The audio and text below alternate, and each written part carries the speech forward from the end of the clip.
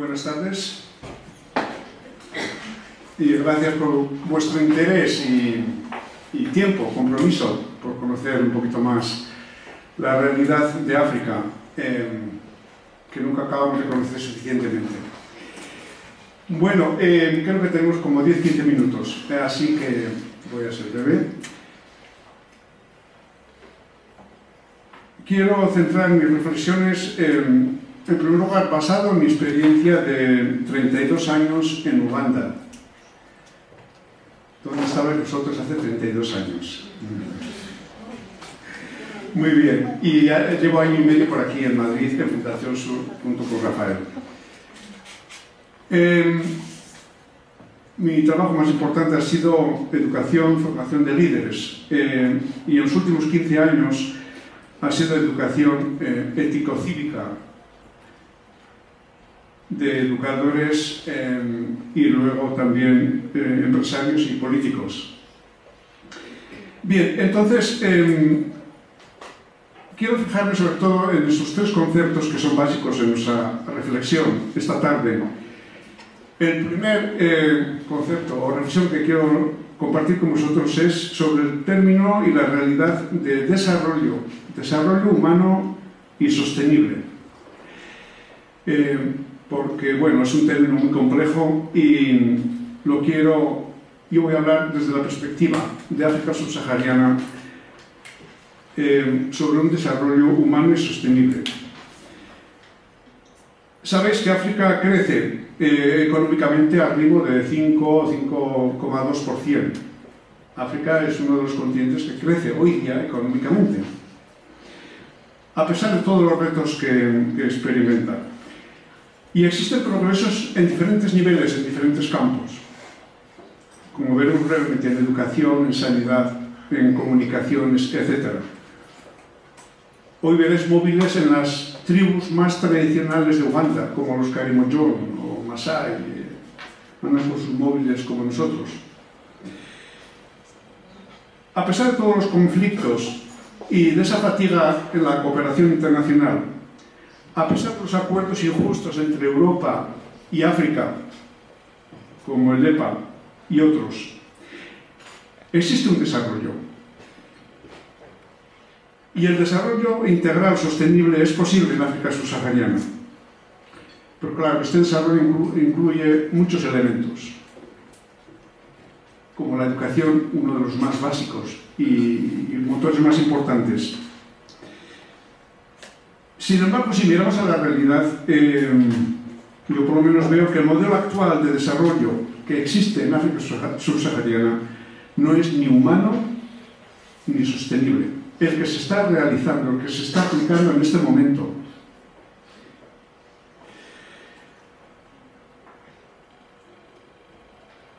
Por muchas razones. Existen todavía 458 millones de empobrecidos en África subsahariana. El número de niños y niñas que no van a la escuela pues es todavía demasiado alto, etc. Los objetivos del milenio no se van a cumplir del todo, algunos en pequeña parte. Es decir, hay retos importantes. Os voy a dar un ejemplo que es chocante. La segunda residencia presidencial del presidente de Uganda, la segunda residencia presidencial de fin de semana, gasta 200.000 euros al día, 6 millones de euros al mes. Es un presupuesto mayor que el de educación y sanidad juntos. Con esta corrupción, y que además, tristemente, es una corrupción endémica, podemos preguntarnos cómo va a existir el desarrollo humano y sostenible en las condiciones actuales. Condicionamientos de dentro y de fuera, claro. Los recursos son increíbles, los recursos humanos, naturales, minerales, son increíbles, especialmente en África subsahariana, son paraísos. Y sin embargo, el 82% de los jóvenes, y es la cifra oficial del gobierno ugandés, están en paro. Aquí ya es altísimo, el 82% en Uganda de jóvenes universitarios están en paro, de todos los jóvenes. Bien, En nuestro consorcio de educación ética hicimos una investigación en las barriadas de Kampala y descubrimos que el 74,5% de las familias viven con menos de $1 al día por persona.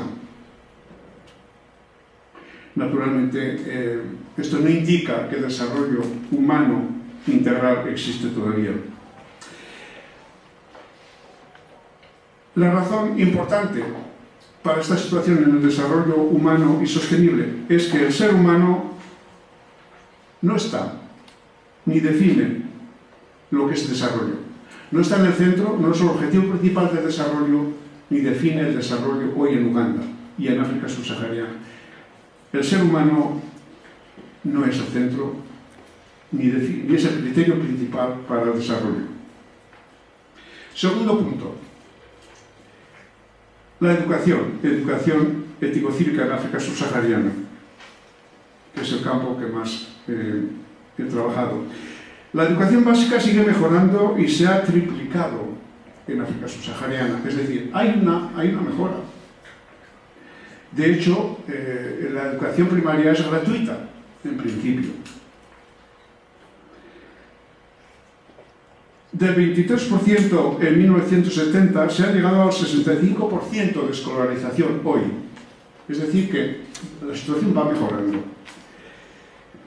La media de vida también ha pasado de 44 años de media de vida en 1970 a 52 años hoy día. Son datos positivos. La educación escolar carece de una dimensión, yo llamaría ética y equitativa, es decir, 2/3 de la gente que no está alfabetizada son mujeres.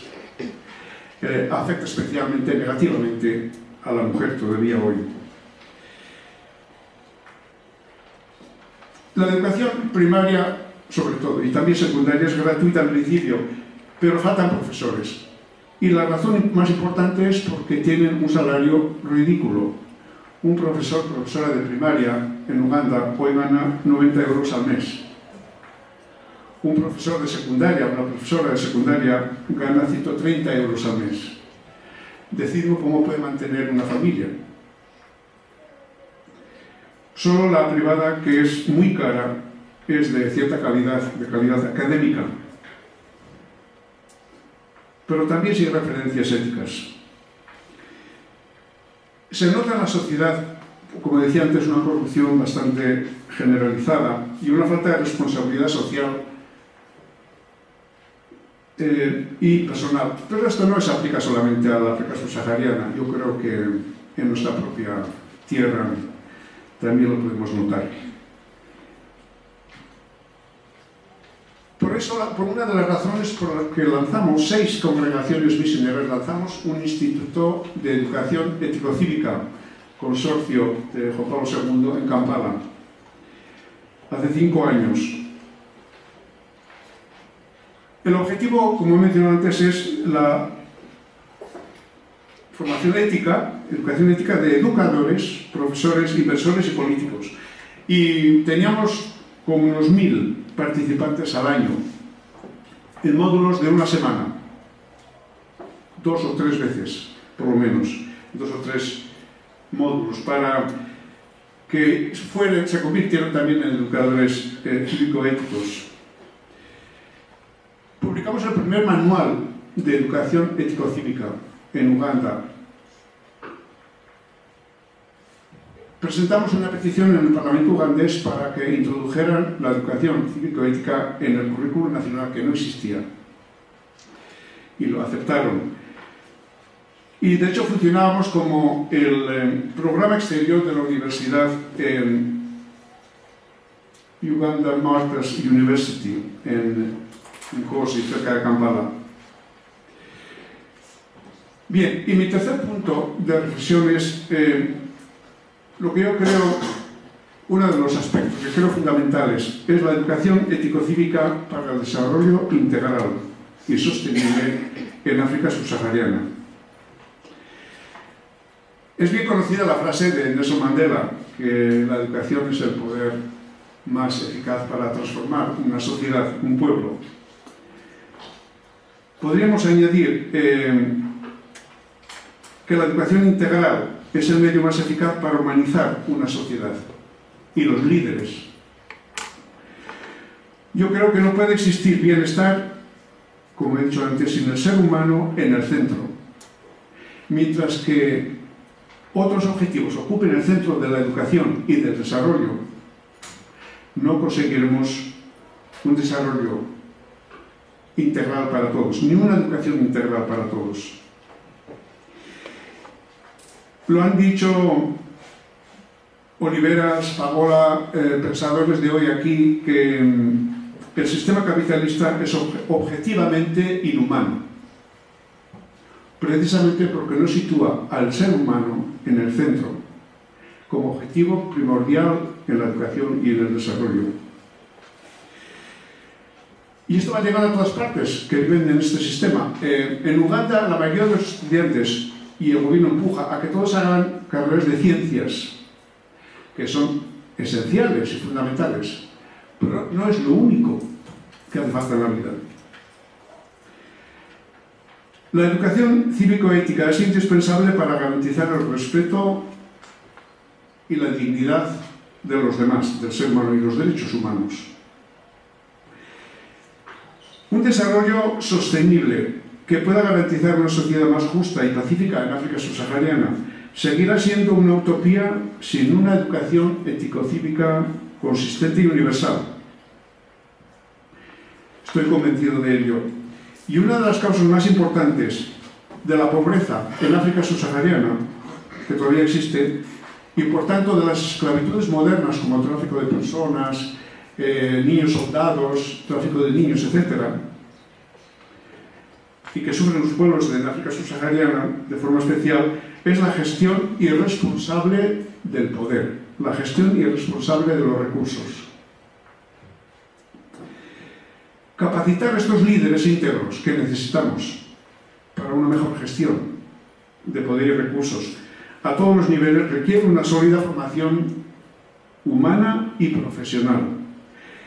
Y este proceso está comenzando en muchos países, como en Uganda, en toda la África subsahariana. Muchas gracias.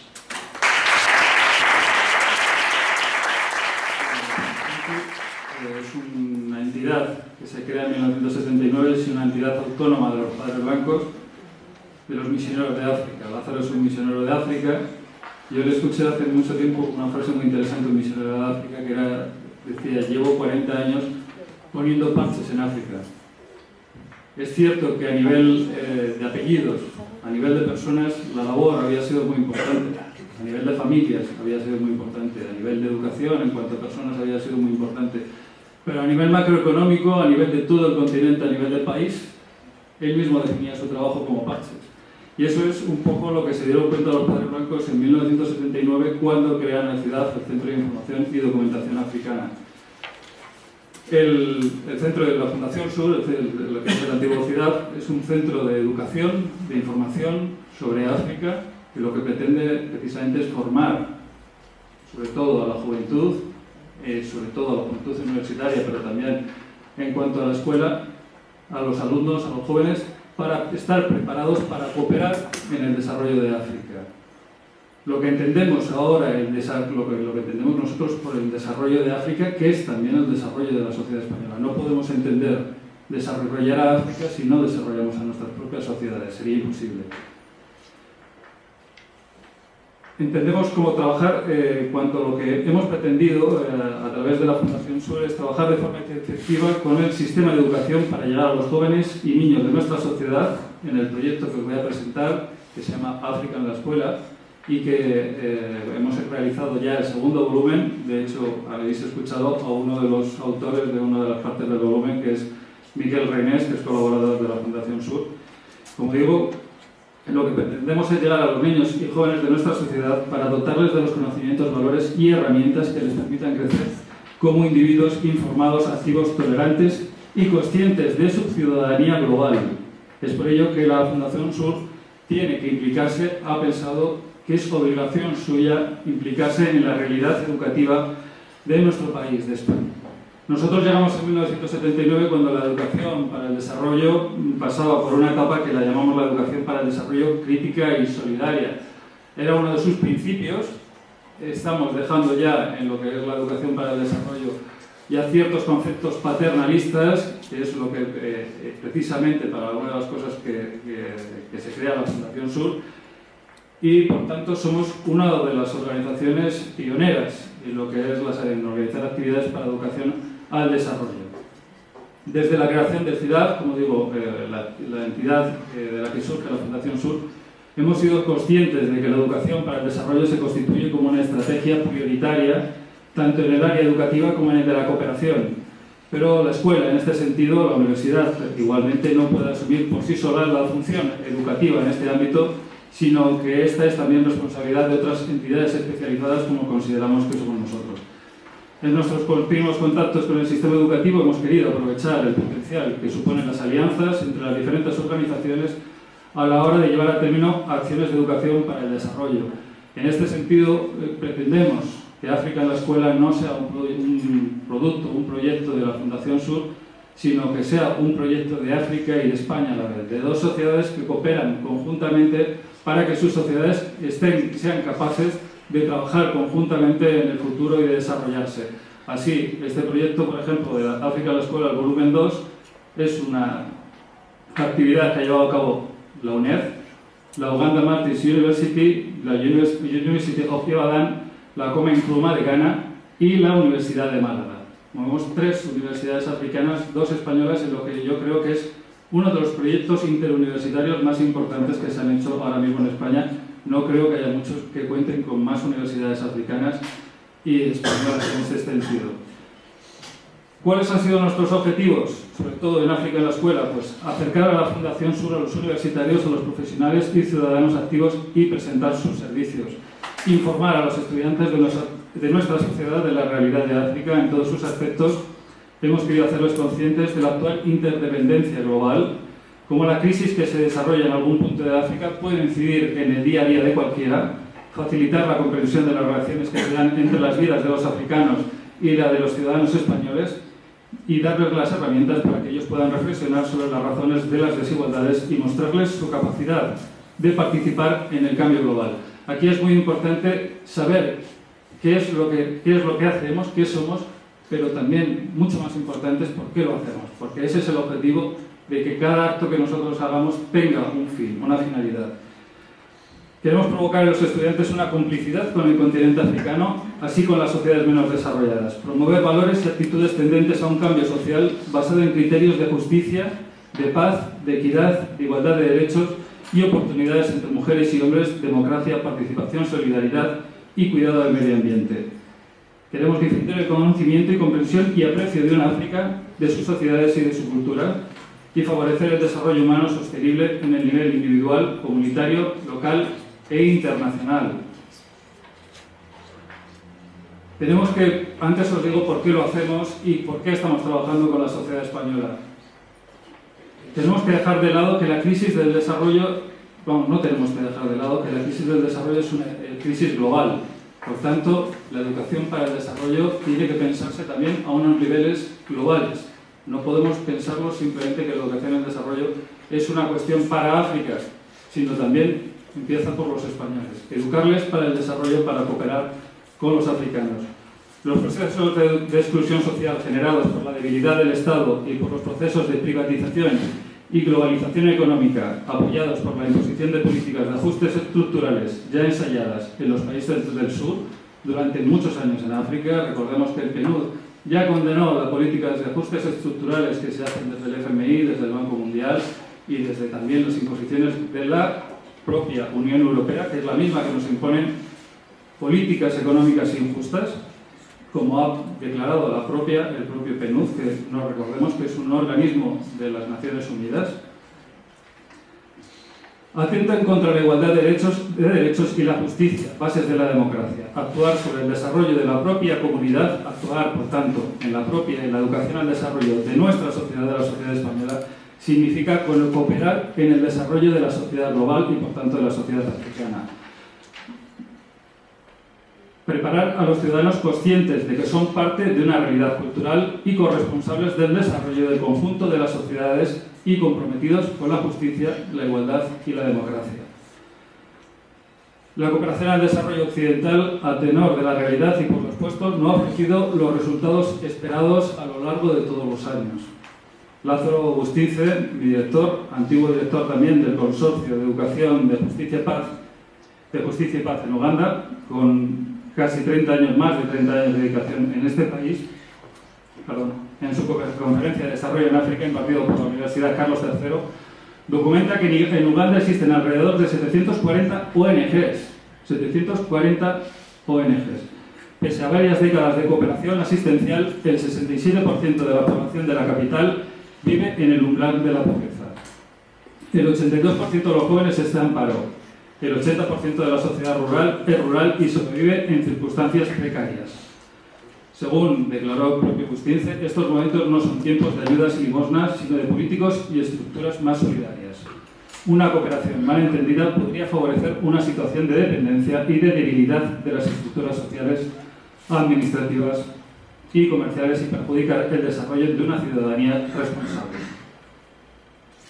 Otro director que tuve, Bartolomé Burgos, director también de CIDAD, en su libro Culturas Africanas y Desarrollo de Intentos Africanos de Renovación, que lo tenemos ahí y que desde hoy lo tenéis en la biblioteca, estima que un tercio de las diásporas científicas y tecnológicas originarias del sur, estamos hablando también de las africanas, por supuesto, trabajan en el norte. Un tercio de lo que se prepara en el sur, de los universitarios del sur, del dinero que se dedica en el sur a formar a ciudadanos que desarrollen el continente, al final acaban trabajando en el norte. Y lo esencial de su producción se sitúa en el norte y además allí permanecen. Además, cada año miles de jóvenes del sur se forman en las universidades occidentales o formados en universidades del sur emigran a trabajar en el norte. Así, cada día más, la inteligencia para el desarrollo está formada por una mente mestiza que se identifica con el norte básicamente por condicionamientos crematísticos. Desde el propio continente africano, propuestas como el nuevo Partenariado para el Desarrollo de África, el NEPAD, propugna la coordinación y la colaboración entre los expertos, el establecimiento de redes científicas y técnicas para favorecer la repatriación de los conocimientos científicos a los países de origen y promover la cooperación, que es lo que nosotros, en parte, estamos intentando hacer con proyectos como África en la escuela. Cada vez más se alza la voz desde el continente africano contra una visión de la cooperación al desarrollo dominada por Occidente. Luis Amoyo, en su libro Deep Aid, Ayuda Muerta, critica duramente que la ayuda de los países occidentales está matando a África. Más recientemente, el ministro de Finanzas de Zambia, Ala Chikwanda, en una entrevista concedida en Londres, dijo que África nunca será consciente de todo su potencial si sigue mirando hacia arriba a otras naciones e instituciones financieras para su emancipación. Chikwanda abogó además por la creación de una agenda del desarrollo africana y tanto como Moyo como el ministro de Zambia no hacen sino expresar una idea que ya fue lanzada con anterioridad por otros políticos e intelectuales africanos tales como Jean-Paul Mbupan en su obra La Fiction de la France y que subyace de alguna manera en la inteligencia africana. No sé qué punto Dambisa Moyo, por citar solo a algunos de los intelectuales africanos, ante este tipo de cooperación que estamos aquí criticando, no digamos que hace mal, en algunos casos sí lo hace, pero desde luego no ha logrado los resultados esperados a lo largo de todos los años, critica: ¿acaso los gobiernos africanos están incentivados para hacer lo que los gobiernos del resto del mundo esperan que hagan? Es decir, distribuir bienes públicos como educación, sanidad, infraestructuras y seguridad. Desafortunadamente, el sistema de ayuda lo que ha hecho ha sido permitir que los gobiernos africanos abdiquen de sus responsabilidades. Moyo continúa los racionamientos establecidos por el Ngupan anteriormente, en los cuales se preguntan si los gobernantes africanos siguen en sus puestos porque el dinero sigue llegando de Occidente. El actual modelo de cooperación occidental, con la figura del profesional expatriado que va a formar, entre comillas, es considerado desde los países del sur, es considerado desde los países africanos como un compromiso posmoderno, donde no hay obligaciones estables e incluso se podría hablar de la búsqueda de los propios deseos y, en cierta forma, de la aventura personal. No existe, por tanto, un compromiso activo para el desarrollo de un nuevo orden mundial, faltando una intención decidida para trabajar en la corrección de las injusticias, empezando por las loas de la propia sociedad de cada uno. En una sociedad globalizada, los actos de cada comunidad repercuten en el resto. La integración en la comunidad global, atendiendo a los parámetros de buen gobierno, justicia, estabilidad y desarrollo, es necesaria tanto para el norte como para el sur si se desea el establecimiento de un nuevo orden mundial. Gracias.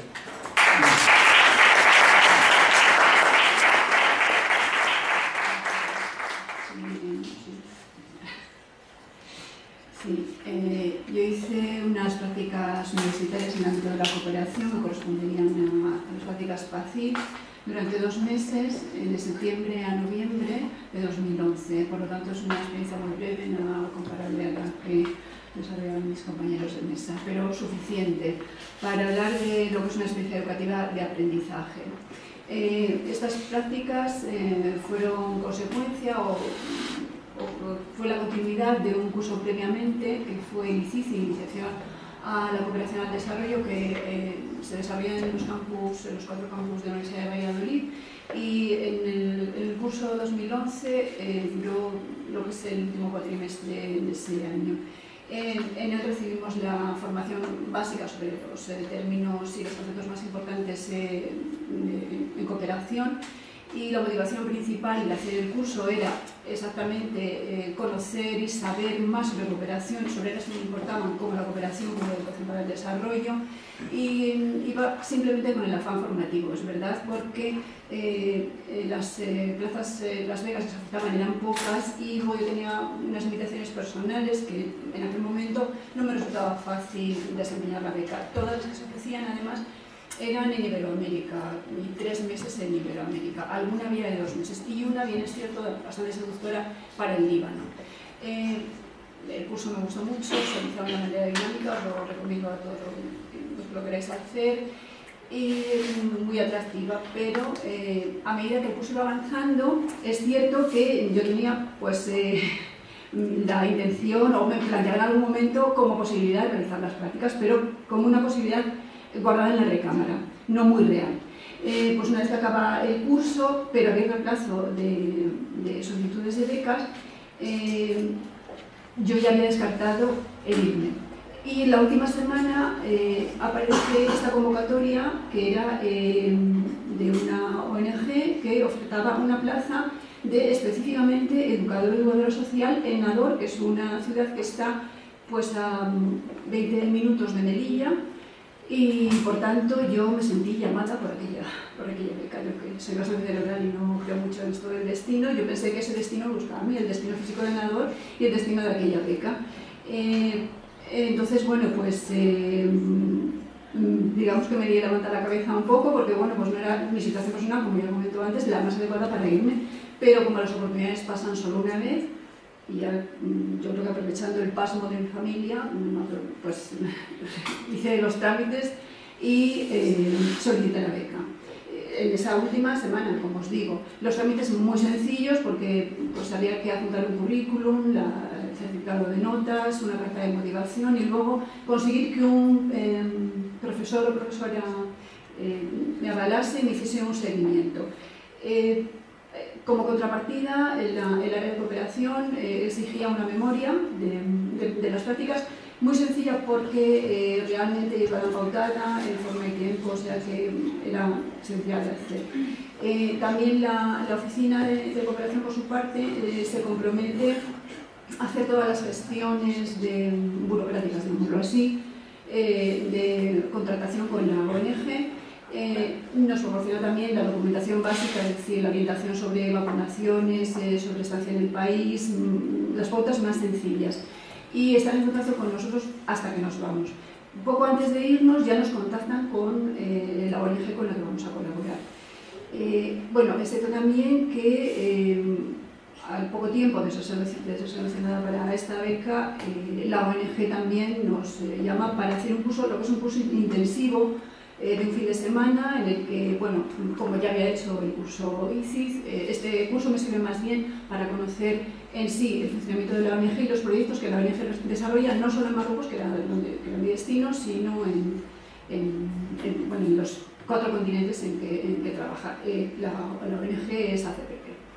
Bien, bueno, pues yo empecé esa preparación la hice en julio y yo me iba en septiembre.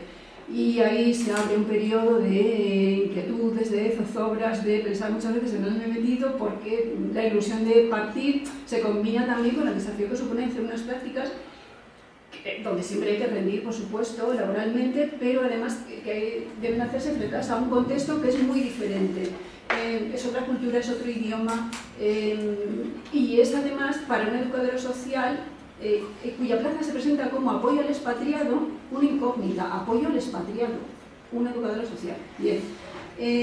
La ONG allí realiza proyectos que van desde infraestructuras de tipo educativo, agrícola, hidráulico, a sanitario. Todas estas infraestructuras llevan su pequeño componente educativo, obligado, educativo o formativo. Y trabajan con contrapartes, es decir, que la necesidad surge de la comunidad tiene una contraparte también local, y es con esa contraparte y con la comunidad con quien se relaciona la ONG. Por lo tanto, yo creo que ya puede decirse que como educadores sociales, aparte de todas nuestras competencias, la de mediación, por ejemplo, es una de las importantes que tenemos que practicar constantemente.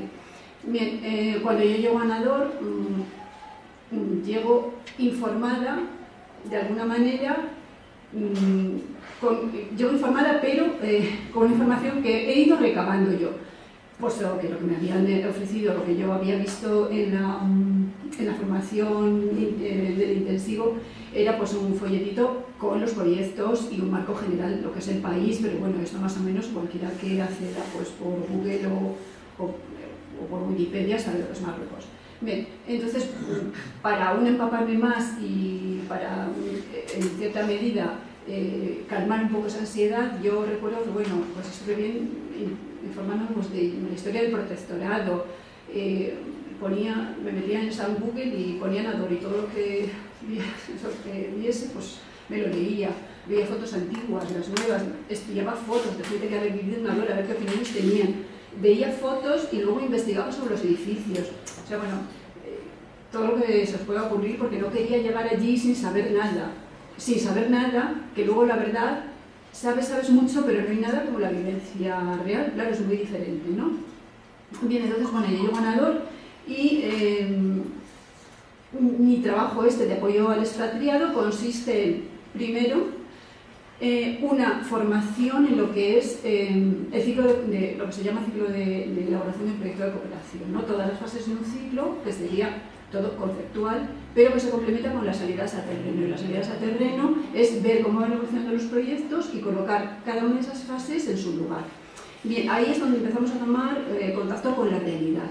La realidad de cada proyecto supone que no vas a ver solamente la estructura física, sino que también tomas contacto con la gente que está viviendo esa estructura física, ¿no? Y ahí es cuando percibes cómo realmente la ONG trabaja y cómo las comunidades han llegado a desarrollar y a apropiarse del concepto cooperación. Es decir, cómo hay una sinergia de acciones, como desde una pequeña motivación y desde unos mínimos recursos se llevan a poner en marcha desarrollos que abarcan a toda una comunidad.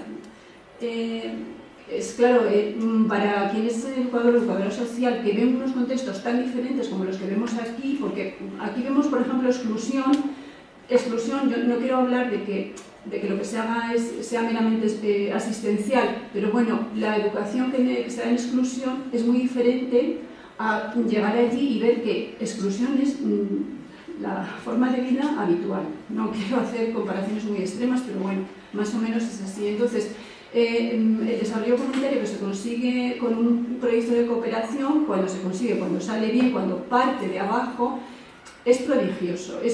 Yo creo que es, claro, una gran satisfacción comprobar aquello, ¿no? Entonces, bueno, pues hacer haciendo, desde el primer día que llegas, que se complementa además con el ser con los demás, porque en ningún momento estás solo o sola, con tu equipo, pero que en ningún momento, quiere decir, pierdes el contacto con las gentes que están desarrollando esos proyectos, pues hace que desarrolles todas las competencias profesionales, esas personales y relacionales, ¿no? Y las competencias comunicativas, que son esenciales. Bueno, con las contrapartes hablan francés, ¿no? Porque el pueblo normalmente habla el darija, que es el árabe búlgaro, o habla el tamasif, que es lo que aquí llamaríamos el bereber, ¿no? Pero la relación con las contrapartes es de francés. Y quiero decir que pues yo para irme también tuve que desenvolver mi francés antiguo y entonces todo esto es como un proceso, ¿no?, de adaptación que supone como un sobreesfuerzo, ¿no? Pero que ese sobreesfuerzo es tal la motivación y tal la ilusión que yo creo que enseguida se te olvida que te estás esforzando ya. A los 3 días ya es natural en ti, ¿no? Bueno, pues de estas competencias que os decía, yo creo que son tan enriquecedoras que ya incluso por ti misma haces cosas diferentes, ¿no? Es decir, yo me acuerdo que llevaba un blog, bueno, claro, es verdad que también, aparte de todas estas cuestiones teóricas que corresponderían simplemente a lo que es el proyecto de cooperación, tenía que hacer otras cosas, tenía que escribir artículos para la revista de la ONG, no me acuerdo, bueno, seleccionar información bastante para el expatriado, bueno, quiero decir, no parábamos, o sea, la actividad era mucha y los días pasaban muy deprisa y era una satisfacción ir a una escuela, ver un colegio, ver cómo se desarrollaba, aparte de ver cómo los niños querían aprender comparativamente con España, que hay que llevarlos en el coche al colegio, que no se mojen, niños cómo se esforzaban en recorrer kilómetros a pie, que daba igual que lloviera y fuera un barrizal, que hiciese un sol que aplanaba porque ellos iban a su cole con aquella satisfacción y con aquel interés. Y compartí un té con unas maestras que se quejaban de tener en la clase unos barracones donde se estaban friendo, porque aún eran los barracones echados de arita y paredes de aluminio, bueno, de metal, ¿no? Como con esa resistencia se seguía educando, ¿no? Bien, bueno, pues todas estas competencias yo creo que atravesadas siempre por la reflexión crítica, al final es lo que hace que cambiemos, ¿no? Que aprendamos a ser, ser con los demás y conocernos hacia el final realmente ser. Y bueno, cuando volví, porque bueno, como os decía, había que preparar una memoria para el área de cooperación. Cuando volví, estas prácticas me fueron convalidadas por el Practicum 2 de Educación Social, sorprendentemente, porque parece que era la primera alumna que lo iba a pedir. Bueno, pues también yo estuve muy agradecida porque era una asignatura que me quedaba junto con otra y bueno, pues me la convalidaron y conseguí acabar la carrera gracias a ella. Creo que nada más. Bueno, yo recomiendo la experiencia, por supuesto, porque incluso lo que yo cuento, lo que cuenta cualquiera, esto hay que vivirlo. Realmente una inmersión en otra cultura, el sentirse, el ser la diferente, el ser la otra por una vez, hay que vivirlo. Y yo pienso, ya lo último, de las muchas cosas que se aprenden y que no nos damos cuenta que aprendemos hasta el retorno. Yo aprendí muchas veces, tuve que pasar muchas veces la frontera de Melilla, esas vallas tan altas que vemos en los telediarios, en los informativos, y yo sí que aprendí que las fronteras nos las ponen otros y los límites muchas veces nosotros mismos. Y espero que no sea así para todos, ni una cosa ni la otra. Nada más.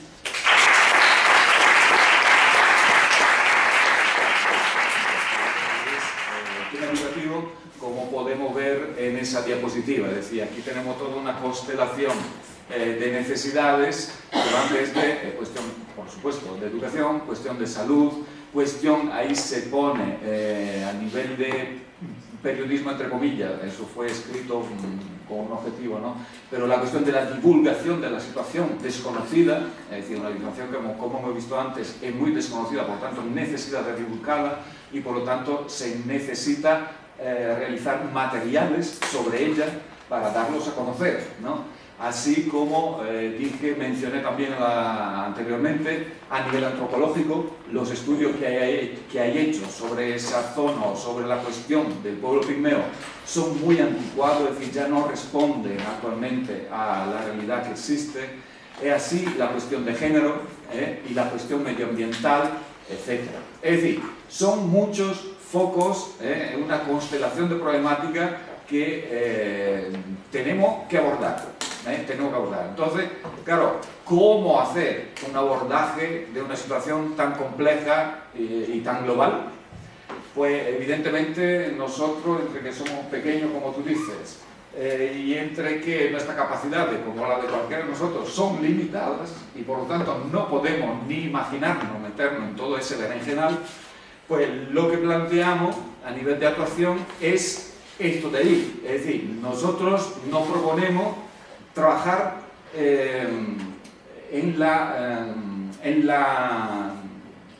con redes, es decir, apoyándonos en personas, en gente, en instituciones que sí tienen mucho más conocimiento de los temas descritos antes y tienen más capacidad para abordar cada una de las situaciones que he presentado antes, ¿no? Por lo tanto, nosotros tenemos ese planteamiento de trabajo que es, por un lado, una red sobre el terreno en el Congo, en la que participan desde personas y entidades locales de allá, entre otras cosas, no sé si os habéis dado cuenta, pero una cosa que se ve aquí en esta mesa es que los que trabajan sobre el terreno, sobre todo ahí en el Congo, cuando se habla de entidades locales, que estamos hablando de entidades religiosas y misioneras, que son las que llevan años y décadas trabajando en esos lugares, cosa que ninguna ONG, por lo menos en ese lugar, en esa zona, ha sido capaz de hacer, ni será capaz de hacer. Por lo tanto, yo creo que esas instituciones tienen una riqueza y un conocimiento de la realidad que realmente es impresionante, impresionante. Y yo creo que hay que rescatarlo, que muchas veces yo creo que se quedan en lo desconocido. Bueno, pues entonces, una red local con entidades y que tiene que llevar adelante esa red local desde la localidad de Bayenga que hemos visto antes y la gente que está ahí fija y que tiene que hacer todo el tema ese ¿entendemos? De la educación, etcétera, etcétera, llevarlo adelante, impulsarlo por lo menos, hasta que en esa red confluyan los centros más importantes a nivel decisional o a nivel político que existen en el país, entre lo cual evidentemente tenemos la ciudad de Isiro, que por un lado tiene su universidad, que puede ser un buen foco o un buen punto de esa red, y luego tenemos Kinshasa, Kinshasa donde está el gobierno de Kabila en este momento, y que por lo tanto ahí hay teclas que sí se pueden contactar, y las entidades con las que nos encontramos viajar para allá, evidentemente no, pero han sido básicamente pues entidades religiosas que llevan años y años trabajando allí. En concreto pues están los jesuitas, que tienen un centro muy bueno de documentación africana ahí en Kinshasa, y luego directamente también lo que ha sido el contacto con el interlocutor directo del gobierno Kabila, que es la Conferencia Episcopal. Ya que estamos hablando de misioneros, ¿por qué no echar mano de la Conferencia Episcopal de allí? Que entre otras cosas tiene una fuerza diferente a nivel político y es un interlocutor directo del gobierno. Por lo tanto, si se consigue canalizar la cuestión de los pigmeos a través de esa red, sobre el terreno estoy diciendo, pues sería importante, ¿no? Ya. Y por otro lado, pues una red aquí en Europa, planteada aquí en Europa, donde pues, de alguna manera no se trabaja directamente con el pueblo pigmeo, pero sí se trabaja con entidades, algunas de las cuales he mencionado antes, algunas ya están contactadas, algunas ya están en el AFO, Fundación Sur, la voy a contactar, y es decir, para ir llevando adelante ese trabajo. Ya hemos hablado de la Universidad de Málaga, también está la Universidad de Jaén, también estamos echando el lazo de la Autónoma de Madrid a través del Departamento de Derecho Internacional, para ir dilucidando todas esas cuestiones que hemos visto, ese abanico de problemas que tenemos, ¿no? Y por lo tanto, pues, digamos que nuestro papel en toda esa cuestión no es otro que intentar llevar coordinadamente toda esa red, ¿no? Y por lo tanto hacer que de alguna manera pues, las cosas vayan al ritmo que tienen que ir, procurar hacer que las cosas pues, funcionen de la manera como tienen que funcionar y con una cosa muy importante que por nuestra parte es indiscutible. Es decir, que el ritmo, sobre todas esas cuestiones, lo marcan los que están en la línea, esa población que hemos visto antes. Nosotros no nos vamos a atrever a denunciar nada si ellos no nos dicen que lo hagamos, porque entre otras cosas la cuestión ahí tiene revista un peligro muy importante y por lo tanto nosotros por aquí no podemos permitirnos darnos pasos en falso. Eso puede repercutir bastante negativamente allí. Junto con la cuestión empresarial que hemos visto antes, pues tampoco es cuestión de lanzar una campaña contra cualquier empresa porque las empresas están ahí, presentes sobre el terreno y se mueven como se mueven en esos lugares con una impunidad muy grande, por lo tanto hay que tener mucho cuidado con esa cuestión. Bien, entonces eso es nuestro modo de trabajo, método de trabajo en red, entre el cual evidentemente está la cuestión educativa también. Y uno de los motivos por los que he aceptado venir aquí y meterme en ese ámbito también es para ver si pues esa red puede involucrar también a los participantes de ese simposio, por supuesto, ¿no? ¿Por qué no? ¿Por qué no? Bien, entonces aquí tenemos, vamos, lo que voy a decir, pero muy rápidamente. Ya dejo la palabra a la otra persona porque ya he hablado suficiente. Simplemente, una vez que visitamos el lugar, después con la gente sobre el terreno y con la Universidad de Málaga se hizo como una pequeña programación, entre otras cosas, un análisis, una programación de lo que podíamos empezar a hacer. Entonces tenemos como una línea de acción que están sugeridas por nosotros desde aquí, y que son, uno, la promoción del desarrollo, entre comillas, desarrollo, por toda la cuestión que hemos visto antes del pueblo Nguti, a través de educación, sanidad y producción. Es decir, nosotros vamos a intentar incidir en pequeños proyectos, no grandes proyectos, no por supuesto, sino pequeños proyectos que vayan hacia lo que hemos dicho de educación. Pequeños proyectos que vayan, por ejemplo, a analizar la situación sanitaria de ese pueblo en concreto, de esa zona, y que por lo tanto se pueda ver, junto con lo que es la medicina tradicional suya y otras posibles acciones curativas de la enfermedad que ahí se pueden tener, qué equilibrio se puede producir allí. Y la cuestión de la producción, porque de alguna manera el pueblo pigmeo está saliendo de su poblado para comerciar con los bantúes. Los pigmeos cazan y venden la carne a los bantúes, los pigmeos recolectan y venden la recolección a los bantúes. Por lo tanto, es decir, la cuestión del comercio ya está abierta. El objetivo de esa línea de acción pues, es fortalecer los Nguti, los pigmeos, en los procesos de diálogo y negociación con los bantúes. Así, no digo más, porque tampoco... luego, otra cuestión es intentar reducir el conflicto bantú-Nguti, un conflicto racial muy fuerte. Por lo tanto, allí tenemos dos abogados que trabajan sobre el lugar, congoleños, y que de alguna manera han ido analizando la situación y intentando localizar cuáles son los elementos que generan esa conflictividad. Y, por otro lado, ellos mismos se han ocupado de diseñar una pequeña campaña de sensibilización en las escuelas bantúes, en favor, digamos, de lo que es el problema común que tienen con los pigmeos, para así intentar ver si se toma cierta conciencia de que tanto los bantúes como los pigmeos tienen un problema exterior que son, por ejemplo, las empresas transnacionales que están ahí presentes sobre el terreno. Y por lo tanto hay algún elemento de unión ante esa situación. El objetivo pues, es disminuir, evidentemente, los elementos conflictivos y potenciar los elementos de unión entre los habitantes, ya sean bantúes, ya sean pigmeos de la zona. Línea de acciones sugerida, ya hemos hecho un pequeño estudio de la... Bueno, un estudio del contexto de la compañía minera de la que hemos hablado antes, con qué objetivo, para intentar limitar los perjuicios y aumentar los beneficios de la población local en general y en particular, evidentemente, del pueblo pigmeo. Sabemos que el pillaje a nivel de recursos naturales es muy grande. Se ha hablado hoy más al este del tema del coltán.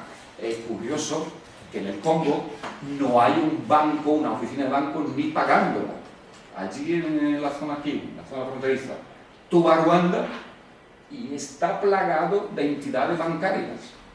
¿Por qué será tal diferencia? Pues porque el coltán se saca del Congo y se lleva a Ruanda. Por lo tanto, bueno, sin irnos demasiado lejos, la cuestión es limitar los perjuicios y aumentar los beneficios de los recursos naturales también para la población local. La población local está viviendo en un sitio donde hay recursos, pues eso tiene que revertir en beneficio de ellos. Luego, actuar a nivel global sobre la explotación de recursos naturales, es decir, aquí nos estamos preparando a través de esa red europea para lanzar, por ejemplo, campañas en el momento en que haya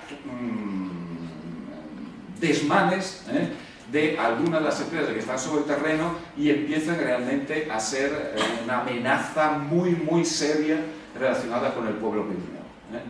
Y por lo tanto tenemos que tener fuentes de información locales sobre cómo se mueve la compañía, por un lado, pero por otro lado tenemos que tener una serie de personas que se ocupen de investigar continuamente a qué punto o hasta dónde está llegando una y otra empresa en la explotación de los recursos naturales, y esto lo hacemos desde aquí, desde Europa, que es mucho más fácil que no hacerlo desde allá.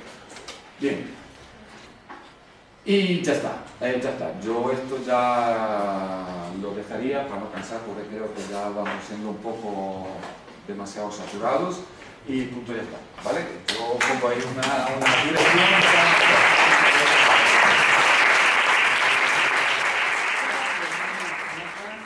A veces es difícil hablar en última posición y veo que la sala se está vaciando. Hay que tener paciencia. Aquí tenemos también cosas interesantes. Bueno, gracias a los organizadores del simposio, y es un placer para mí estar aquí, poder compartir todas estas informaciones y saber que hay gente del norte que se preocupa del porvenir de los países africanos, y hay diversas experiencias donde puedo decir que la gente, muchos de vosotros,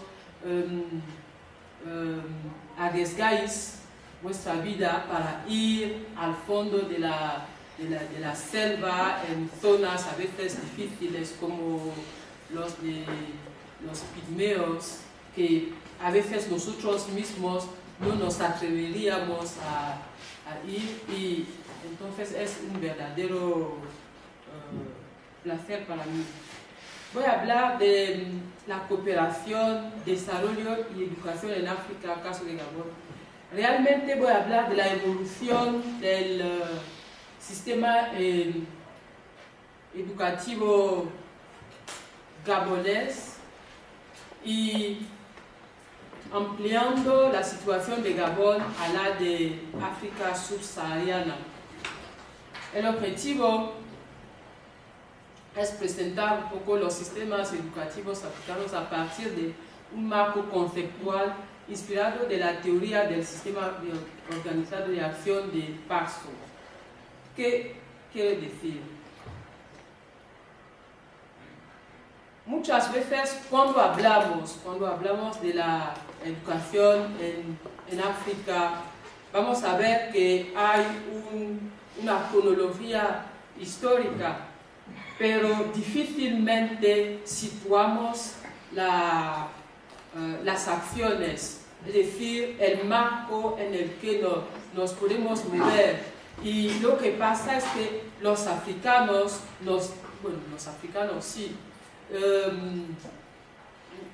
cuando analizamos los sistemas educativos, vemos que la cooperación, cuando empieza, es como algo que viene del exterior y que se impone a los países. Mientras que partiendo del sistema organizado de acción de Parsons, vemos que hay una interacción. En un sistema educativo hay una interacción de las estructuras organizacionales, las estructuras físicas, las estructuras simbólicas específicas para ver cuál será la finalidad de este sistema. Y al observar los sistemas educativos africanos o el de Gabón en particular, vemos que puede haber la estructura organizacional, la estructura física, pero la estructura simbólica, es decir, los valores muchas veces han desaparecido. Es decir, que cuando se empezó o cuando se inició la escuela, se decía a los africanos que debían olvidar su cultura al pasar la puerta de la escuela. Pasando la puerta de la escuela es difícil de pedir a una persona como yo, imaginar un fan que debe olvidar que es fan al cruzar la frontera de una puerta. Al pasar por una puerta ya no es fan, eres un alumno, eres alguien que debe aprender algo que le es ajeno a lo que vive cotidianamente cada día en su casa, con su familia. Entonces, lo que pasa es que hemos tenido sistemas artificiales, sistemas organizados de manera artificial, es decir, dar una línea de conducta, hacer reformas, pero sin bases contextuales. Y vamos a presentar la cooperación, el desarrollo y la educación en Gabón, analizando los diferentes periodos de cooperación con Occidente, si podemos decir así. El primer periodo es el periodo precolonial, que vamos a llamar cooperación 1. El segundo periodo es el periodo colonial, cooperación 2. El tercer periodo será el periodo postcolonial y el periodo contemporáneo, que será la cooperación cuarta, es la situación actual. Es decir, historial. En la cooperación, ¿qué vemos?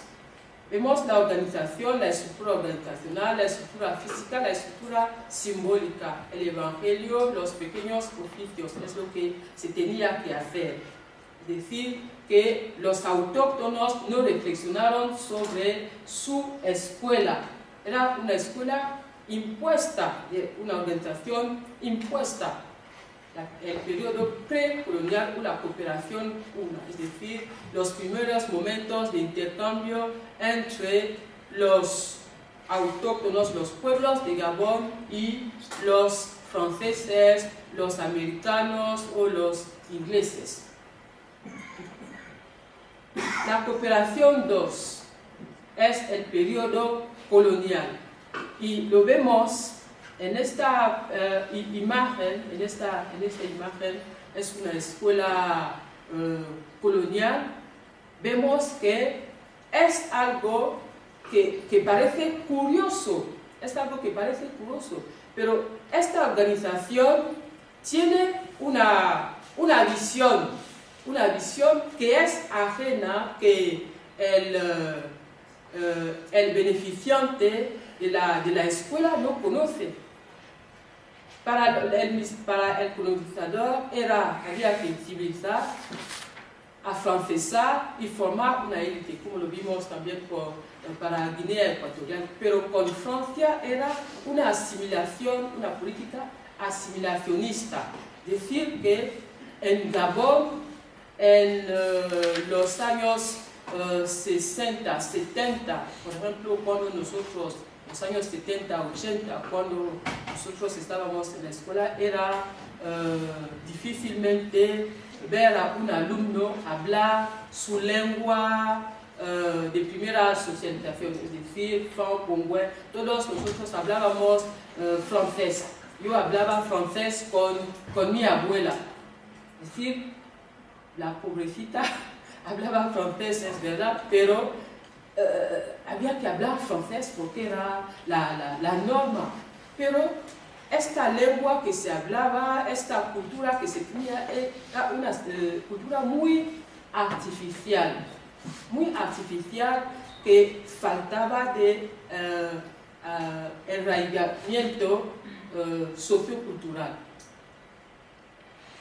Pero de cooperación 3, cuando salimos de la independencia, Gabón obtuvo su independencia, entre comillas, en los años 60.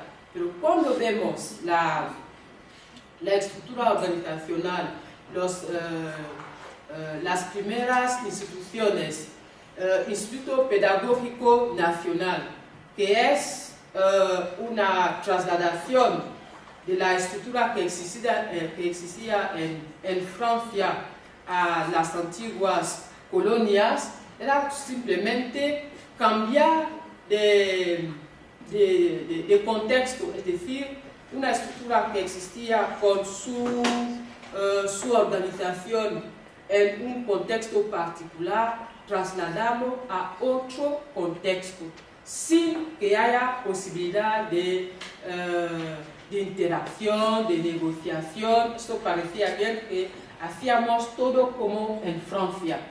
Era lo que se decía, hacíamos todo como en Francia, y en la estructura simbólica, la evaluación, la titulación, es decir, que empecemos desde el bachillerato hasta la universidad, todos los títulos universitarios lo teníamos o lo tenemos hasta actualmente como en Francia. Es la cooperación. Y los que impulsaban o orientaban este sistema educativo eran los cooperantes, ya no se llamaban colonizadores, sino cooperantes franceses. Es decir, en todas las capas del Ministerio de Educación Nacional eran cooperantes. El primer ministro de Educación, después de la independencia, era un francés. Y luego se cambiaron. La cooperación cuarta, cuando que empieza a partir de los primeros estados generales de États Généraux de 1983, los últimos hace 2 años, 2010, cada vez falta este apoyo o este llamamiento al contexto. Es decir, se construyen escuelas, se han construido universidades, escuelas de formación de maestros, hay recursos financieros, se puede decir que todos los niños, puedo decir que el porcentaje de alfabetización en Gabón es de más del 95% de niños que tienen 6 años que están escolarizados.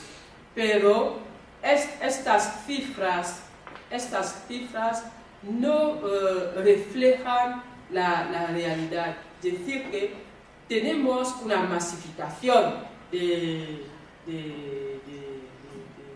la escolarización, de los niños que están en la escuela, pero las estructuras no contestan, no responden a las necesidades locales. Porque nos hemos fijado en un modelo que es extranjero al contexto gabonés.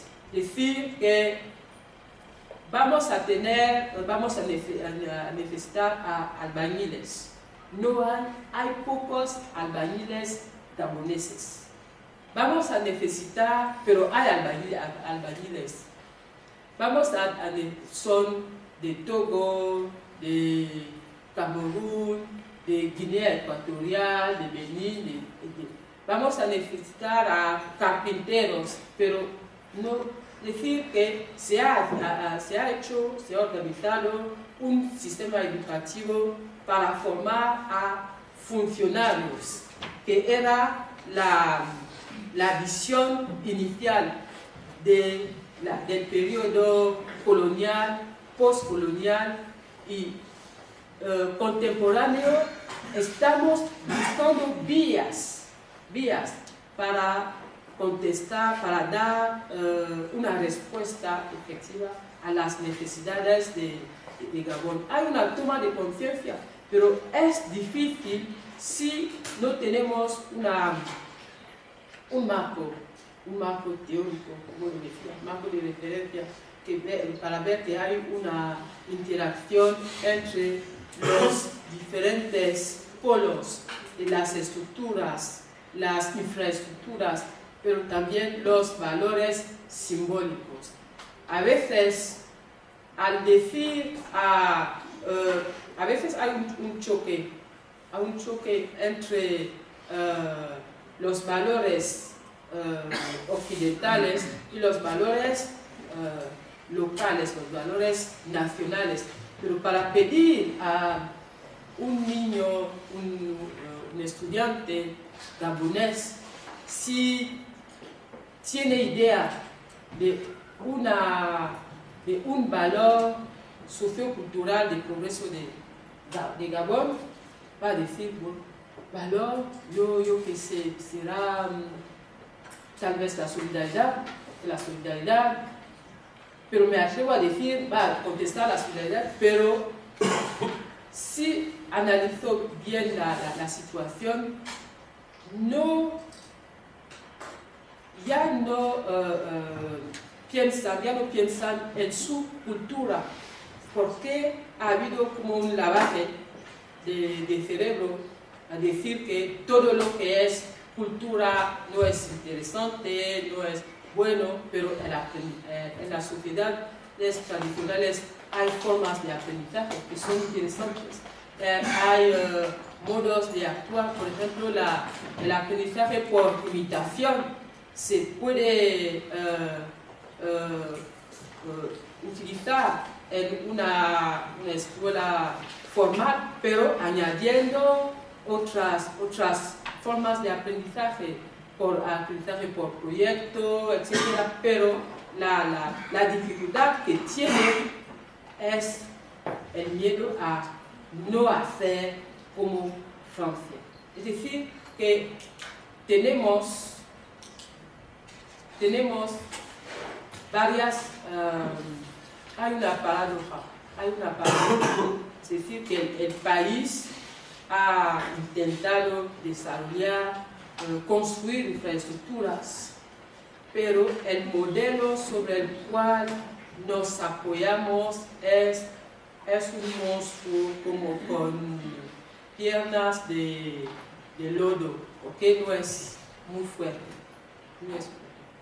Y los fundamentos de la escuela gabonesa son un sistema desconectado de la realidad socioeconómica. Entonces es difícil de desarrollar, de ver el impacto de la escuela en la sociedad. Para poder desarrollar una sociedad hay que hacer una relación entre lo que aporta la educación, la escuela a la sociedad, para ver que si formamos correctamente al pueblo, vamos a reducir la pobreza, vamos a darles instrumentos, fundamentos para que transformen su país, su entorno y que desarrollen el país.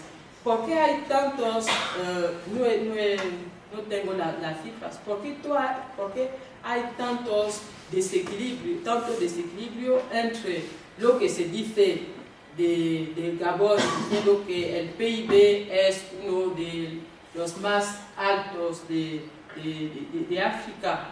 ¿Por qué hay una desconectación entre la escuela, el modelo de sociedad que se está promoviendo y la realidad sociocultural que viven los gaboneses? El índice de desarrollo humano de Gabón es el rango es 123.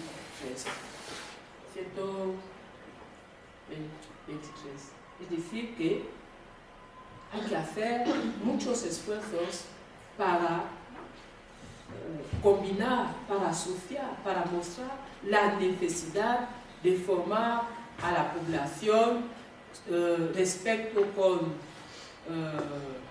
la salud, con el entorno, con el medio ambiente, con el desarrollo sostenible, con todo lo que necesita para desarrollarse. Los de la Fundación Sur decía que muchos de los gaboneses, muchos de los africanos que se forman en Europa por millares de dólares, porque son los estados que gastan todo este dinero, pero muchos se quedan en el norte porque hay formaciones que se han realizado sin que estas formaciones respondan a las necesidades de los países. Por eso hay tanto desequilibrio. La pista de investigación para una nueva colaboración es de ver cómo, a partir de los modelos, porque muchas veces no tenemos los modelos teóricos, a partir de los modelos teóricos, el modelo de organización, cómo podemos fomentar y desarrollar el sistema educativo gabonés y los de otros países. Gracias.